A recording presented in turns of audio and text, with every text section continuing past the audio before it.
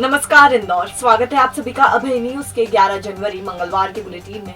मैं हूं आपके साथ सिमरन तिवारी। चलिए देखते हैं आज दिन भर की कुछ खास खबरें। झाड़ फूक के नाम पर बाबा ने लकवाग्रस्त महिला को अपनी हवस का शिकार बना डाला। पीड़िता बड़वानी जिले की रहने वाली है और अपने पति और जेठ जेठानी के साथ तथा कथित बाबा के पास इलाज करवाने पहुंची थी। मामला आजाद नगर थाना क्षेत्र का है। यहाँ रहने वाला आसिफ बाबा खुद को तंत्र मंत्र का जानकार बताता है। इसी के पास महिला इलाज करवाने पहुंची थी। बाबा ने कुछ देर झाड़ फूक किया और इसके बाद पति व अन्य परिजनों को मटकी देकर उसे 10 किलोमीटर दूर फेंक कर आने को कहा। इस पर वह चले गए। इसके बाद बाबा ने दरवाजा बंद कर दिया और महिला से बलात्कार कर डाला। जब परिजन वापस आए तो महिला घबराई हुई थी। पूछने पर उसने सारी घटना बता दी। इसके बाद परिजन उसे लेकर थाने पहुंचे और प्रकरण दर्ज करवाया। आरोपी फरार है, जिसकी तलाश में पुलिस टीम भेजी गई है। कि आजाद नगर में कोई आसिफ बाबा है जो झाड़ फूक करते हैं। इनके दूर के रिश्ते में भी कहीं उसमें, तो ये लोग उसको लेके आए महिला को, और शाम को करीब 7 बजे के लोग आ गए थे और 4 घंटे उन्होंने अपनी वो करी झाड़ फूक की बाबा ने, और दरवाजा अंदर से बंद कर दिया था और धमकी दी थी, अगर कुछ किसी को बताओगे तो मैं कुछ बुरा कर दूंगा। तो महिला पहले डरी थी। इन्होंने समझाया, उसकी रिपोर्ट हुई जिसपे आसिफ बाबा के खिलाफ धारा 342, 376, 506 भारतीय दंड विधान का पंजीबद्ध किया गया है। महिला का मेडिकल हुआ है और अभी माननीय न्यायालय कथन कराने भेजा है। आसिफ बाबा घर से फरार है। टीम रिश्तेदारी की तलाश में भेजी गई है। शीघ्र मामले में वैधानिक कार्रवाई करेंगे। राष्ट्रध्वज तिरंगा, जिसकी आन बान और शान के लिए लोग जान कुर्बान कर देते हैं, लेकिन इंदौर की सावेर तहसील के धर्मपुरी हायर सेकेंडरी स्कूल में तिरंगे से पोछा लगाया जा रहा था। ये बात पता भी नहीं चलती अगर एक निलंबित शिक्षक की नजर नहीं पड़ती। पे स्लिप निकालने आए शिक्षक ने पोछे में इस्तेमाल हो रहे झंडे की फोटो खींची और धर्मपुरी थाने में जाकर रिपोर्ट दर्ज करा दी। पुलिस ने स्कूल प्रिंसिपल सहित 3 लोगों के खिलाफ राष्ट्रीय सम्मान के अपमान की रोकथाम अधिनियम के तहत मुकदमा दर्ज किया है। दरअसल राजोदा स्कूल के निलंबित शिक्षक आत्माराम जाटव पे स्लिप निकालने के लिए संकुल कार्यालय धर्मपुरी हायर सेकेंडरी स्कूल आए थे। इसी दौरान स्कूल के एक कमरे में उन्हें गैस चूल्हा और सिलेंडर के पास एक टेबल पर पोछे के तौर पर इस्तेमाल हो रहा तिरंगा ध्वज दिखाई दिया। राष्ट्रीय ध्वज की इस हालत को देखकर जाटव व्यथित हो गए। राष्ट्रीय अपमान मानते हुए धर्मपुरी थाने पहुंचे और रिपोर्ट दर्ज कराने का आवेदन दिया। AIMIM सदस्य दानिश पठान और आजम पटेल ने भी जाटव की मदद की। इनके हस्तक्षेप के बाद पुलिस ने प्रिंसिपल रितेश चंदानी, जगदीश जोशी और नीति व्यास के खिलाफ मुकदमा दर्ज कर लिया। बताए कहाँ पे ये क्या पढ़ा है?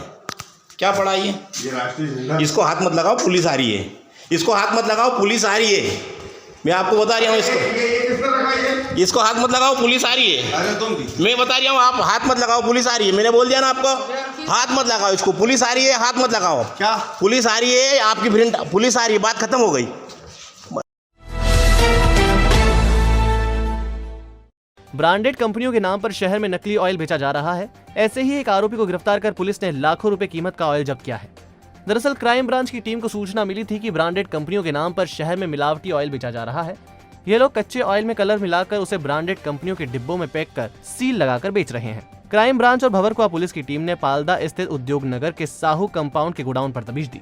संचालक कपिल कल्याणी के पास से HP जैसी ब्रांडेड कंपनियों का ऑयल बरामद किया। यह ऑयल कच्चे ऑयल के साथ कलर मिलाकर तैयार किया गया था। इसे ब्रांडेड कंपनियों के स्टिकर, लेबल लगाकर बेचा जा रहा था। पुलिस ने 3000 लीटर कच्चा ऑयल, HP कंपनी की नकली सील लगा 400 लीटर मिलावटी ऑयल एवं विभिन्न ब्रांडेड कंपनियों के लेबल, स्टिकर व label packing machine, pumping motor जब्त की। बरामद माल की कीमत 7 लाख रुपए आंकी गई है। पुलिस आरोपी से पूछताछ कर रही है कि उसने कहां और किसको नकली ऑयल की सप्लाई की है। क्राइम ब्रांच की टीम और भंवरकुआ थाने की टीम के द्वारा एक गोडाउन पे रेड करी गई। उसमें मिलावटी जो लुब्रिकेंट ऑयल होता है उसकी फैक्ट्री पकड़ी गई है। इसमें अलग अलग कंपनियों के जो ड्रम आते हैं उन ड्रम से तेल निकाल कर और उसमें कलर के साथ में कच्चे तेल को मिलाकर और उसको सील करके इस तरह से जो है ये वारदात को अंजाम दिया जाता था। इसमें जो गोडाउन के जो मालिक हैं कपिल, उनको उसमें गिरफ्तार किया गया है और इसमें और अन्य जगहों से ये कहाँ से ये सब सामान लाते थे इस संबंध में पूछताछ चल रही है। 3 इमली चौराहा के गमी से लौट रहे एक सिक्योरिटी गार्ड को तेज रफ्तार डंपर ने टक्कर मार दी। मौके पर ही उसकी मौत हो गई। गमी वाले परिवार में और एक गम टूट गया। दरअसल कृष्णापुरी कॉलोनी का रहने वाला 45 साल का पन्नालाल रिश्तेदारी में रखे तीसरे के कार्यक्रम से बाइक से घर लौट रहा था। पालदा के सीता देवी स्कूल के पास उसकी बाइक को डंपर ने टक्कर मार दी। हादसे में पन्नालाल बुरी तरह घायल हो गया। हादसे के बाद करीब 20 मिनट तक वह सड़क पर ही पड़ा रहा। इसी बीच पीछे से बाइक से आ रहे उसके मामा राधेश्याम हादसा देखकर रुके तो उन्हें वह बुरी तरह घायल हालत में मिला। ताबड़तोड़ वह उसे लेकर एमवाई अस्पताल पहुंचे, लेकिन उसकी मौत हो गई। पुलिस ने मर्ग कायम कर लिया है। पीएम के बाद शव परिजनों को सौंप दिया है। सीसीटीवी फुटेज के आधार पर डंपर चालक की खोज की जा रही है। ये पालदा आरटीओ रोड पे सीता देवी स्कूल के पास वो डैम्पर से हुआ। हम तीसरे में से आ रहे थे, तीन इमली तरफ जा रहे थे, हमको पड़ा हुआ दिखा तो पहचाना कि ये तो हमारा भांजा ही है। फिर हम एम्बुलेंस लेके एमवाई आए। क्या नाम है उनका? इनका पन्ना लाल। क्या करते थे? ये गार्ड की नौकरी है, सेक्रेटरी गार्ड। एम्बाई के अंदर काई से हुआ? ये डैम्पर से हुआ सर। खाना कौन सा लगता है? कमर को लगता। प्रदेश में कोरोना के हॉटस्पॉट इंदौर में बेलगाम कोरोना का महाविस्फोट हुआ है। एक ही दिन में 948 मरीज पॉजिटिव मिले हैं। तीसरी लहर का बढ़ता प्रकोप जारी है। ये तीसरी लहर में अब तक की सबसे बड़ी संख्या है। इसके साथ ही संक्रमण दर बढ़कर 9.52% हो गया है। मरीजों की बढ़ती संख्या से चिंता लाजिमी भी है। अब प्रशासन को टेस्टिंग बढ़ाने पर भी जोर देना चाहिए। वहीं लोगों को भी अपनी जिम्मेदारी समझते हुए मास्क का उपयोग और शारीरिक दूरी का पालन करते रहना होगा। हेल्थ बुलेटिन के मुताबिक स्वस्थ होने पर 261 मरीजों को डिस्चार्ज भी किया गया है। इंदौर कोरोना का हॉटस्पॉट बन गया है। हाल ये है कि शहर में पॉजिटिविटी रेट 9.52% पहुंच गया है। अब रोजाना 1000 के करीब संक्रमित मिल रहे हैं। रविवार शाम आए कोरोना बुलेटिन में ही 948 नए संक्रमित मिले। ताजा मामलों ने प्रशासन और हेल्थ विभाग की चिंता बढ़ा दी है। अब शहर में 3869 पॉजिटिव मरीज हो गए हैं। इनमें से 80 ऐसे हैं जिन्हें अस्पताल में रखा गया है। शेष होम आइसोलेशन में है। हालांकि शहर में बूस्टर डोज की शुरुआत हो चुकी है। फिलहाल फ्रंटलाइन वर्कर, कोरोना वॉरियर्स और 60 साल से ऊपर के सीनियर सिटीजन को डोज लग रहा है। प्रशासन और सरकार की कोशिश सबसे पहले इस कैटेगरी के लोगों को सुरक्षित करने की है। लगातार अगर देखे जाए तो जो हमारे केसेस निरंतर बढ़ रहे, कल जो 600 के बाद ऊपर हमारा एकदम से आंकड़ा 900, मतलब आज काफ़ी 950 के आसपास आ गया। 948 केसेस आना एक हमारे लिए ये है कि हो सकता है ये थर्ड लहर की मतलब दस्तक ही हो गई पूरी तरह से देखा जाए तो जितने भी केसेस अगर हम पॉजिटिव आज देख रहे हैं कि पॉजिटिव केसेस आ रहे हैं, उनमें संक्रमण का जो दर है, जो उसमें दर तो ज़्यादा है मगर संक्रमण का जो एकदम स्टेटस होना चाहिए मतलब वो कम है। हमारे पास पूरी लिस्ट आ जाती है स्टेट से कि जितने भी अगर फॉरेन से कंट्री से आ रहे हैं उनका डायरेक्ट जैसे आते हैं उनकी लिस्ट के हिसाब से हमारे आरआर की टीम है, उनको जाके उनका पूरा एग्जामिन करती है और देखती है और उसके बाद जो है उनका सैम्पलिंग वगैरह करवा देती है। अगर देखा जाए तो 22-24 बच्चे जो है डेली के आ रहे हैं, ये बच्चे निरंतर संक्रमित हो रहे हैं, पर उनमें भी कोई ऐसे इन्फेक्शन के जो चांसेस है बहुत कम नहीं के बराबर है। मंगलवार को शहर कोल्ड डे के आगोश में रहा। दिन भर चुभती सर्द हवाएं चलती रही। हाल ये रहा कि अधिकतम और न्यूनतम तापमान में गिरावट रही। दरअसल कश्मीर और हिमाचल में हो रही बर्फबारी का असर पूरे मालवा पर पड़ रहा है। हाल ही में हुई बारिश और ओलावृष्टि ने इसके चलते ठंड एकदम बढ़ा दी है। शहर का अधिकतम तापमान गिरकर 17 से 18 डिग्री पर पहुंच गया है, जबकि न्यूनतम तापमान 6 से 7 डिग्री पहुंच गया है। मौसम विभाग इंदौर के बीएल कापड़िया ने बताया कि कश्मीर और हिमाचल में हो रही बर्फबारी के कारण ठंड बनी रहेगी। आने वाले 3 दिन तक मौसम ऐसा ही बना रहेगा। हालांकि ओलावृष्टि जैसी आशंका फिलहाल नहीं दिख रही है। हमारे यहाँ का जो अधिकतम तापक्रम है वो 20-21 डिग्री के से भी नीचे गिरकर अभी कल की अगर बात करें तो ये कल 18 डिग्री के पास पहुँच गया था। और जो न्यूनतम तापक्रम है वो 6 डिग्री के आसपास पहुँच गया था। यानी हम कह सकते हैं कि फुल डे कोल्ड डे पूरा दिन ठंडी हवाएं चली और जिसके कारण से पूरा दिन कोल्ड बना रहा। और अगर हम आने वाले सप्ताह के मौसम की अगर बात करें तो आने वाले सप्ताह में हम देखते हैं कि उत्तर भारत के पहाड़ी क्षेत्रों में काफ़ी बर्फ़बारी हुई और बर्फ़बारी के साथ साथ में बारिश भी हुई, जिसकी वजह से हम देखते हैं कि जो हवाओं की जो गति और दिशा है दोनों में परिवर्तन हुआ। और दोनों में परिवर्तन की वजह से हवा में लगातार हमको नमी प्राप्त हो रही है। तो हम ये कह सकते हैं कि आने वाला जो सप्ताह है और पूरे सप्ताह में जो न्यूनतम तापक्रम है वो 6 से 7 डिग्री के आसपास बनी रहने की संभावना है तथा जो अधिकतम तापक्रम है वो भी हमको 19 और 20 डिग्री के आसपास रहने की संभावना है। यानी हम ये कह सकते हैं कि अभी एक सप्ताह हमको इसी प्रकार की ठंड प्राप्त होगी। और जो बादल हैं अभी 3 दिन तक 1 या 2 घंटे तक बादल रहने की संभावना है, बाकी मौसम खुला रहेगा। मालवा मिल की सड़कों से सब्जी मंडी हटाने के बाद अब नगर निगम की गैंग ने पाटनीपुरा चौराहे पर लगने वाली सब्जी मंडी भी हटा दी है। बुलडोजर की मदद से सड़क पर जमे अतिक्रमण को हटाने की कार्यवाही की गई। दरअसल निगम आयुक्त प्रतिभा पाल ने निगम की टीम को अतिक्रमण हटाने का आदेश दिया था। इसी का पालन करने के लिए निगम की टीम पाटनीपुरा क्षेत्र पहुंची और अवैध अतिक्रमण हटा दिया। हालांकि इस दौरान व्यापारियों ने आक्रोश भी जताया, लेकिन उनके गुस्से की निगम कर्मियों ने परवाह नहीं की। मालवा मिल पाटनीपुरा के अलावा नगर निगम अब तक राजकुमार सब्जी मंडी को भी हटा चुका है। उपायुक्त लता अग्रवाल ने बताया कि पाटनीपुरा से लेकर भमोरी तक सड़क पर अतिक्रमण करने वालों का अतिक्रमण हटाया गया।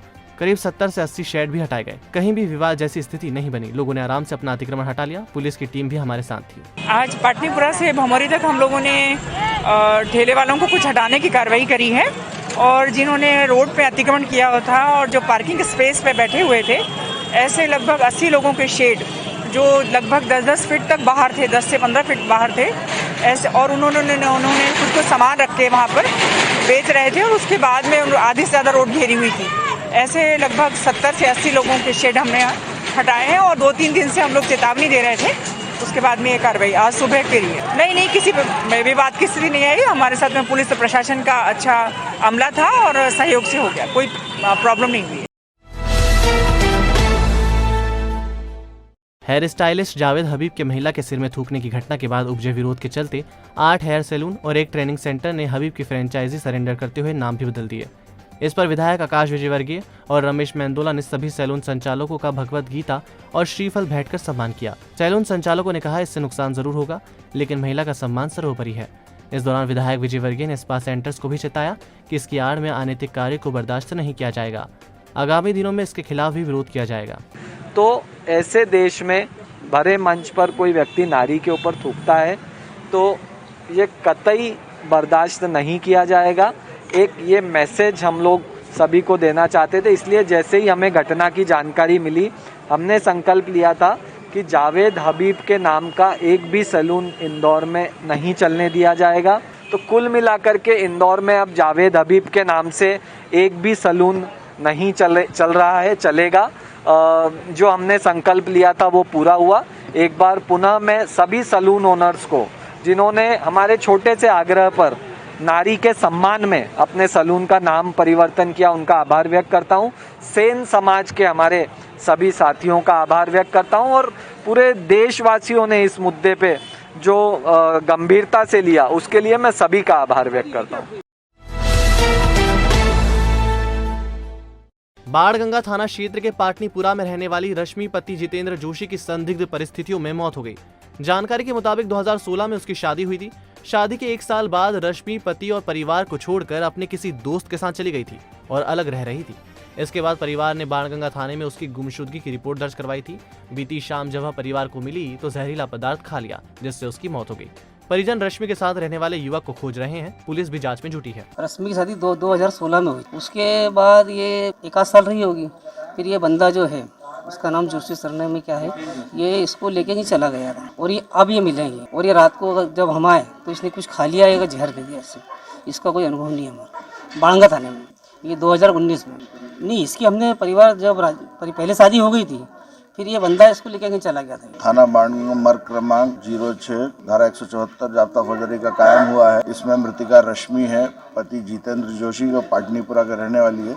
इसमें भी जांच चल रही है। संभवतः इसका घटनास्थल पाटनीपुरा का है। अभी तो यही, अभी मैं तो आई हूँ, अब देखते हैं क्या है। डेली कॉलेज में सफाई का काम करने वाले व्यक्ति की अज्ञात कारणों के चलते मौत हो गई। वह 2 दिन से लापता था और शराब पीने का आदी था। दरअसल तिलक नगर पुलिस को मंगलवार सुबह सूचना मिली कि राजगृह कॉलोनी में लाश पड़ी है। मौके पर पहुंची पुलिस ने देखा तो शव पर केवल बनियान थी। मृतक की शिनाख्त कमल पिता गब्बू चौहान के रूप में हुई, जो डेली कॉलेज में सफाई कर्मचारी था। वह 2 दिनों से घर से लापता था, जिसकी परिजनों ने तिलक नगर थाने में गुमशुदगी भी दर्ज करवाई थी। मृतक के भाई ने बताया, शराब पीने के बाद उसे होश नहीं रहता था। शायद ठंड की वजह से उसकी जान चली गई। हालांकि पुलिस मौत के कारणों का पता लगा रही है। भैया का नाम कमल चौहान है, डेली कॉलेज में सर्विस करते थे। रात में हम लोग ने खूब ढूंढा इनको, दारू पीने का था तो पता नहीं क्या है, पता हमको भी नहीं पता। ढूंढते रही, हम लोग को मिले नहीं। रात में भी ढूंढा, नहीं मिले। सुबह वहीं लोग उससे खबर मिली कि रोड पे शांत हो गए। नहीं, कोई परेशानी नहीं थी साहब। क्या है कि थोड़ी दारू पीने की आदत थी, कहीं भी पी के चला जाता था। सबको मालूम है, कई बार तो मैं उठा के लाता था उसको। हाँ, थाना तिलक नगर के अंतर्गत एक राजगिरी कॉलोनी में एक शव मिलने की सूचना मिली थी, जिसकी तस्दीक करते सही पाया गया। आसपास वालों को बुलाकर तस्दीक की गई तो उसका नाम कमल पिता गब्बू चौहान का होना पाया गया, जो डेली कॉलेज में सफाई कर्मचारी था। परिजनों को खबर की गई। परिजनों ने बताया कि वो कल से घर नहीं आए थे और वो तलाश कर रहे थे। बॉडी अकड़ी हुई है तो संभवतः ठंड के कारण हो सकता है। पुलिस कमिश्नरी प्रणाली लागू होने के बाद अब ट्रैफिक को नियंत्रित करने की कोशिश की जा रही है। ऐसे में कमिश्नर ने ट्रैफिक नियमों का पालन करने वाले ऑटो चालकों को APC यूनिक कोड देना तय किया है। इस कोड के मिलने पर ऑटो चालकों को बेवजह जांच के दौरान नहीं रोका जाएगा। दरअसल शहर का यातायात सुगम करने की कोशिश ट्रैफिक पुलिस कर रही है। इसके चलते बगैर कागजात और परमिट के चलने वाले ऑटो चालकों पर कड़ी कार्रवाई की जा रही है। इसी कड़ी में यातायात पुलिस नवाचार करने जा रही है। कमिश्नर हरि नारायण चारी मिश्रा ने बताया कि पुलिस ने APC कोड जारी किया है। APC यानी ऑल पेपर कंप्लीट। इसका प्रमाण पत्र और स्टिकर संबंधित ऑटो चालक को दिया जाएगा। इसे चालक अपने ऑटो रिक्शा पर लगा सकेंगे। APC कोड लागू होने के बाद अवैध ऑटो चालन पर रोक लगेगी। ये व्यवस्था पूरी तरह निःशुल्क रहेगी। इन चीज़ों को ध्यान में रखते हुए एक पुलिस ने एक कोड का सिस्टम शुरू किया है, जिसमें APC एक कोड दिया जाएगा, ऑल पेपर कंप्लीट ये हर ऑटो पे दिया जाएगा। इससे फ़ायदा होगा कि आज कोई व्यक्ति जिसके पास सारे कागज़ हैं, कई जगहों पे चेकिंग चलती है, उसको हर चौराहे पर जाकर के पेपर्स दिखाने पड़ते हैं उसको, क्योंकि सामने वाले को पता नहीं होता कि इसकी चेकिंग हो चुकी है, इसके पेपर हैं या नहीं हैं। तो एक सर्टिफिकेट जारी किया जाएगा। सारे पेपर अगर दिखाते हैं तो इस तरह के सर्टिफिकेट से उस व्यक्ति को एक इस तरह के स्टिकर्स उस पर पुलिस की तरफ से दिए जाएंगे, जिससे इस बात की सुनिश्चितता रहेगी उसके सारे पेपर इस तिथि तक पूरी तरह से कंप्लीट हैं और प्रमाणित हैं। या इसमें इस बात का उल्लेख करना चाहूँगा कि पूरी जो व्यवस्था है पूर्णतः निःशुल्क है। जो स्टिकर और जो भी इसमें लोगो और जो दिए जाएंगे वो पूर्णतः निःशुल्क है। यह बात भी सभी लोग ध्यान रखें। लंबे समय से नशे का कारोबार करने वाले अजय उर्फ सरदार को आजाद नगर थाना पुलिस ने 12 ग्राम ब्राउन शुगर के साथ गिरफ्तार किया है। पुलिस ने उसकी वरना कार भी जब्त की है। आरोपी की पुलिस को लंबे समय से तलाश थी। वह आदतन अपराधी है और कई बार जेल भी जा चुका है। आजाद नगर के खंडहर हो चुके स्कूल से आरोपी ड्रग्स की तस्करी करता था। तस्करी के लिए वह छोटे बच्चों का इस्तेमाल करता था। पुलिस को उम्मीद है कि आरोपी की गिरफ्तारी के बाद क्षेत्र में ड्रग्स के कारोबार पर रोक लगेगी।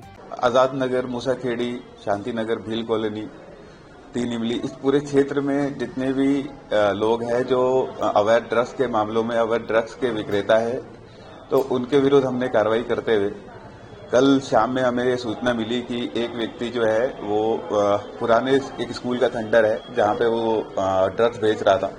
तो मुखबिर की सूचना पे हमारी टीम वहाँ पे पहुँची और उसको उसके वरना गाड़ी के साथ और ब्राउन शुगर के साथ हमने वहाँ पे अरेस्ट किया। इस मुहिम का एक ही ये है कि अपने इलाके में अगर कोई भी आदमी ड्रग्स या कोई इलीगल प्रोडक्ट बेचते हैं तो उनको हम लोग कानूनी कार्रवाई करेंगे और पूरे इलाके को नशा मुक्त बनाएंगे। से बचने ADGP वरुण कपूर ने साइबर क्राइम से बचने की समझाइश स्कूली शिक्षकों को दी। निजी स्कूल के शिक्षकों के लिए आयोजित कार्यशाला में इंटरनेट के बढ़ते चलन के दौर में हो रहे साइबर क्राइम और इनसे बचने के तरीके बताए। कपूर ने बताया कि लालच के चलते साइबर ठग सक्रिय हैं। ये बच्चों से लेकर बुजुर्गों तक से ठगी करते हैं। ऐसे में जागरूकता होना बहुत जरूरी। आप तो इसका उपयोग जानते हो, बट इसके वर्किंग का वे जानते हो? नहीं जानते। मैं जानता हूँ। तो अगर मैं जानता हूँ तो फिर कौन ज्यादा पावरफुल हुआ? आपको कौन टारगेट कर सकता है? If I am criminal then who can? यही मेरा कहना है कि इसके माध्यम से या एनी अदर टेक्नोलॉजी जो आप चेंज नहीं हुए दुनिया के साथ, चेंजिंग वर्ल्ड के साथ, तो आपका कभी ना कभी मिसयूज करके टेक्नोलॉजी या दुनिया चेंज जो दुनिया में हो रहा है आपके ऊपर अपराध हो सकता है। तो आपने देखा अभय न्यूज का आज का बुलेटिन। अगर खबरों को लेकर आपके पास कोई फीडबैक है तो हमारे कमेंट सेक्शन में या फिर मैसेज बॉक्स में जरूर बताइएगा। कल फिर मिलेंगे इसी समय। नमस्कार।